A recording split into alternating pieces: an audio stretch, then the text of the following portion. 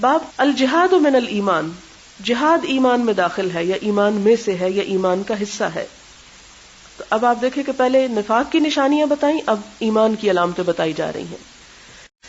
حدثنا حرمی بن حفص قال حدثنا عبد الواحد قال حدثنا عمارة قال حدثنا ابو زرعة بن عمرو بن جرير قال سمعت ابا هريرة عن النبي صلی اللہ علیہ وسلم قال انتدب اللہ، ذمہ لے لیا اللہ نے، لمن خرجا، واسطے اس کے جو نکلا، فی سبیلہ، اس کے راستے میں، لا یخرجہ، نہیں نکالا اس کو، الا ایمان، مگر ایمان نے، بی میرے ساتھ، و تصدیق، اور تصدیق نے، برسولی میرے رسولوں کے ساتھ، ان ارجعہ، کہ میں لوٹاؤں اس کو، بما ساتھ اس کے جو، نالا اس نے پایا، من اجرن، اجر میں سے، او غنیمتن، یا غنیمت کے مال میں سے، او ادخلہ الجنہ، یا میں داخل کروں اس کو جنت میں.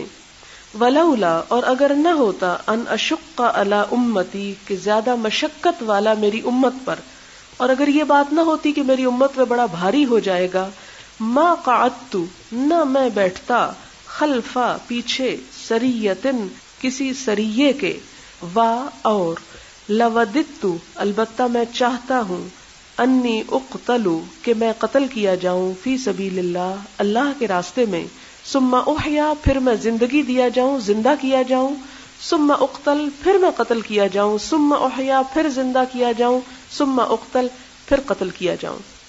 یہاں پر حضور صلی اللہ علیہ وسلم کا فرمان ہے کہ اللہ تعالی نے اس شخص کی ذمہ داری لے لی ہے، انتدبا، اس کی کفالت کی ہے، یا اس کے ثواب اور اس کی بہترین جزا کا وعدہ کر رکھا ہے، جو اللہ کے راستے میں نکلتا ہے، یعنی جہاد کے لیے.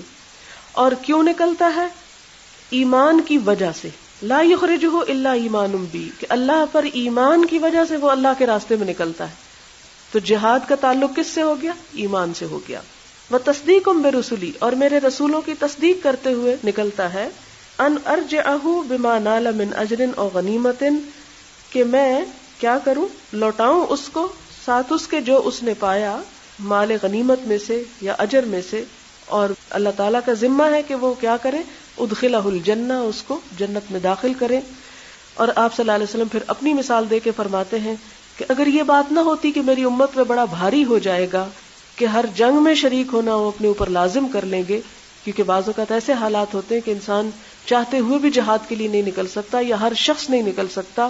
تو آپ فرماتے کہ میں ان جنگوں میں بھی ضرور شریک ہوتا جن میں میں اب شریک نہیں ہوتا. آپ کو معلوم ہے کہ دو بڑی اصطلاحیں، ایک غزوہ اور ایک سریہ. غزوہ اس جنگ کو کہتے ہیں جس میں آپ صلی اللہ علیہ وسلم خود شریک ہوئے، اور سریہ جو آپ نے بھیجا صحابہ کرام میں سے کسی کو امیر بنا کر، لیکن خود اس میں شریک نہیں ہوئے. فرمایا کہ میں سریہ میں بھی خود شریک ہوتا، پیچھے نہ بیٹھتا، کیونکہ جہاد کا اتنا بڑا اجر ہے. اور میں تو اپنے لیے یہ چاہتا ہوں کہ میں تو اللہ کے راستے میں قتل کیا جاؤں، پھر زندگی ملے، پھر قتل ہو جاؤں، پھر زندگی ملے، پھر قتل ہو جاؤں. یعنی اتنا باعث لذت ہے اللہ کے راستے میں جان دینا.